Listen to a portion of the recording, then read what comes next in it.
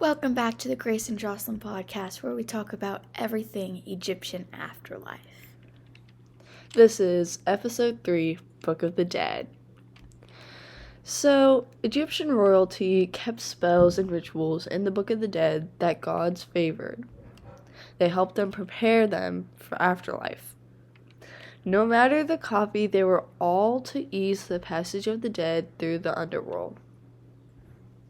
No uniform version of the Book of the Dead was made, and passages were found on rolls of papyrus, mummy bandages, tombs, and grave goods. The oldest parts of the Book of the Dead were funerary writings, or pyramid texts, from 2300 BC. During the New Kingdom, placing papyri on the Book of the Dead spread beyond just royalty books. Over time, everybody was able to access it. Some copies were more expensive while others were cheaper, depending on the quality, and new chapters were added in 1475 BC. During the Third Intermediate Period, cursive script was added to the Book of the Dead, and the illustrations became more detailed. In The Journey of the Dead, hieroglyphics on tombs were magic roadmaps to help them navigate to the afterlife. They would take objects with them on their journey, like food or other possessions. In the first part of The Journey of the Dead, excerpts from the Book of the Dead were read by the priest. There were rituals to prepare them for their journey, such as the opening of the mouth to reactivate senses as a moment of hope. Egyptians believed that the dead would embark on the route of Re, the sun god. They would aboard a boat and confront evil creatures such as Apep, an evil serpent, and Chapter 7 was supposed to help them against the creature. Next, they would arrive at a labyrinth full of gates, and to go through the gates, they had to read texts and say the gate's name.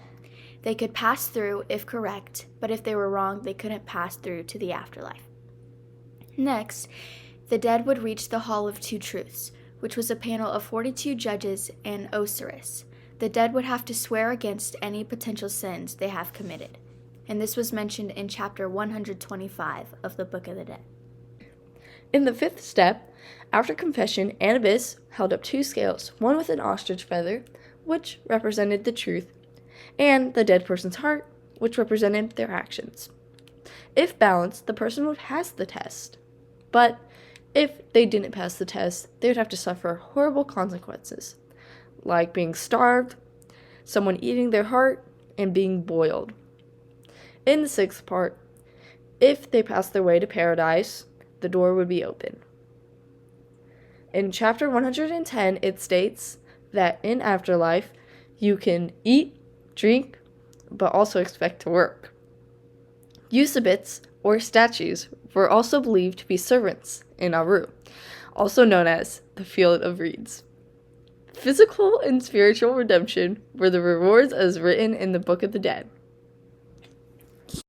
The Book of the Dead stopped being used in the 1st century, but in 1842, Carl Richard Lipsius published a collection of ancient mortuary texts called the Chapters of Going Forth by Day, and he nicknamed it the Book of the Dead. However, the most complete book is called the Ani Papyrus.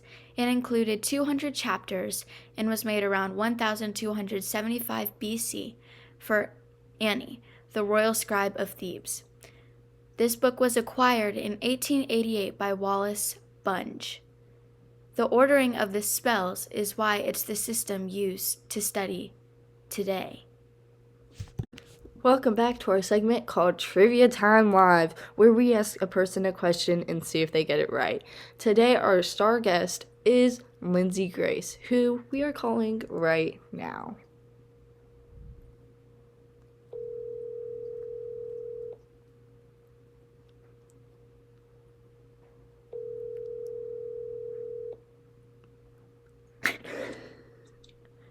Hello.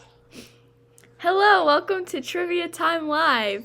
Your question today is, what exactly was the Book of the Dead? The Book of the Dead is a book about a bunch of dead people. That isn't quite right. Do you want to try again? Sure. It's a book of people who were shot by governments. The correct answer is the Book of the Dead was a book of spells and rituals that help prepare Egyptians for the afterlife. Oh, man. Well, thanks for letting me know. Thanks for coming on Trivia Time Live, and we'll talk to you later. Bye. Bye. To recap all that information we just told you, the Book of the Dead would help prepare the people for the afterlife. In the first step, rituals were used to help awaken the soul. In the second step, they would start their journey against evil creatures. In the third step, they would pass through the gate. Fourth step, they would deny any sins in front of the panel of judges and Osiris. In the fifth step, they would weigh the heart against the ostrich feather. And in the sixth step, they were sent into the afterlife if they passed all the tests. Stay tuned for the next episode where we talk about Egyptian mummy animals.